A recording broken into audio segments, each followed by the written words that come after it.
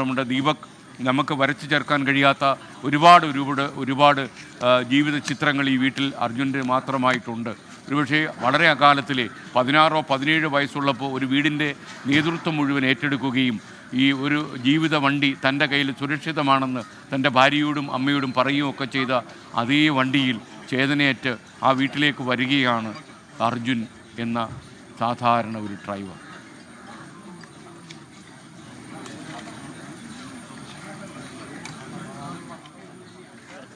ഇത്രമേൽ ഈ നാട് അന്ത്യാഞ്ജലി അർപ്പിക്കാൻ കണ്ണീരോടെ കൂടി നിൽക്കുന്നു എന്നുള്ളതാണ്. നമുക്ക് ദൃശ്യങ്ങളിൽ തന്നെ കാണാം.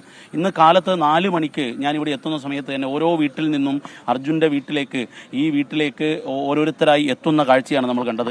അത്രമേൽ പ്രിയപ്പെട്ടവനായിരുന്നു. അക്ഷരാർത്ഥത്തിൽ നേരത്തെ SKN നമ്മൾ പറഞ്ഞതുപോലെ തന്നെ ഈ അർജുൻ്റെ പോരാട്ടം ഒരു ജീവിതത്തിന് വേണ്ടിയുള്ള പോരാട്ടമായിരുന്നു, ഒപ്പം നാടിന് വേണ്ടി വീടിന് വേണ്ടിയുള്ള പോരാട്ടമായിരുന്നു. ആ രീതിയിൽ ഇപ്പോൾ ദൃശ്യങ്ങളിൽ നമുക്ക് കാണാം. പ്രജിൽ സുരേഷ് ഒന്ന് ക്യാമറ പാൻ ചെയ്യുമ്പോൾ എത്രമാത്രം ജനങ്ങളാണ് അർജുനെ അവസാനമായി ഒന്ന് കാണാൻ വേണ്ടി, അന്ത്യാഞ്ജലി അർപ്പിക്കാൻ വേണ്ടി എത്തുന്നത് എന്നുള്ളത് സാധാരണ മനുഷ്യർ അർജുനെ ചേർത്ത് പിടിക്കുന്നതാണ്. അർജുനെ കാണാൻ വേണ്ടി കുറച്ച് നേരമായി കാത്തു നിൽക്കുകയാണ്.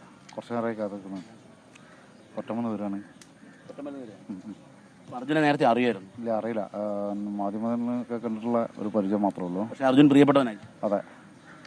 SKN ഇതാണ് ഈ അർജുനെ ഒരു പൊറ്റമ്പലിൽ നിന്നും ഇവിടെ നിന്നും കിലോമീറ്റർ അകലെയുള്ള ഒരു സ്ഥലത്ത് നിന്ന്, കോഴിക്കോടെ മറ്റൊരു പ്രദേശത്തു നിന്നാണ് എത്തിയത്. സ്ത്രീകളെ നമുക്ക് കാണാം. സ്ത്രീകളും അർജുന് അന്ത്യാഞ്ജലി അർപ്പിക്കാൻ വേണ്ടി എത്തുന്നു എന്നുള്ളതാണ്. അർജുനെ കാണാൻ പോകുന്നത്. അതെ, ഇവിടെ അടുത്ത് തന്നെ വീട്, എൻ്റെ വീടപ്പുറത്താണ്. നിങ്ങളുടെ നാട്ടിൻ്റെ വളരെ പ്രിയപ്പെട്ടവനാണ് അർജുൻ എന്ന് പറഞ്ഞു. അതെ, ഒരു തീരാൻ നോവ് തന്നെയാണ്. എങ്ങനെയാണ് ചേച്ചി അർജുനെ ഓർക്കുന്നത്? അയൽവാസിയാണ്, നല്ല പയ്യനാണ്, നാടിന് വേണ്ടി കഷ്ടപ്പെടുന്ന ഒരു കുട്ടിയാണ്.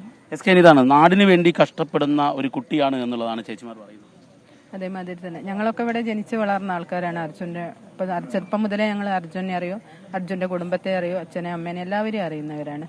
അപ്പം നല്ലൊരു നാടിനും വീട്ടുകാർക്കും വേണ്ടി കഷ്ടപ്പെട്ട് കുടുംബത്തെ നോക്കണം, അതോടൊപ്പം നാട്ടിലെ കാര്യങ്ങളൊക്കെ നോക്കണം, അങ്ങനെ എല്ലാത്തിനും ഓടി നടക്കുന്നൊരു മോനായിരുന്നു അർജുന്. അതേമാതിരി തന്നെയാണ് പ്രേമേട്ടനും മക്കളെ. ദീപക് തർമ്മടമാണ് കണ്ണാടിക്കലിലെ വീട്ടിൽ നിന്ന് നമുക്കൊപ്പം ചേർന്ന്. നിങ്ങൾക്കറിയുന്ന പോലെ ഈ ഒരു സമാനതകളില്ലാത്ത രക്ഷാദൗത്യമാണ് ഗംഗാവലി പുഴയിൽ നടന്നത്. മണ്ണിടിഞ്ഞു വീണ് രക്ഷാദൗത്യം പലപ്പോഴും ദുഷ്കരമായി പോയി നിങ്ങൾക്കറിയാം.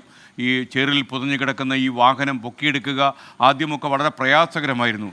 രൗദ്രഭാഗത്തിൽ അതിവേഗത്തിൽ സ്വഭാവം മാറുന്ന ഗംഗാവലി പുഴയായി മറ്റൊരു കീറാമുട്ടി. അർജുൻ്റെ ജീവിത പുസ്തകത്തിലെ ഏടുകളിലെ അവസാന നിമിഷങ്ങളിൽ ഗംഗാവലി പുഴയുടെ ഹൂങ്കാരവും സ്ഥാനം നേടി എന്നുള്ളതാണ് ഏറ്റവും പ്രധാനപ്പെട്ട കാര്യം.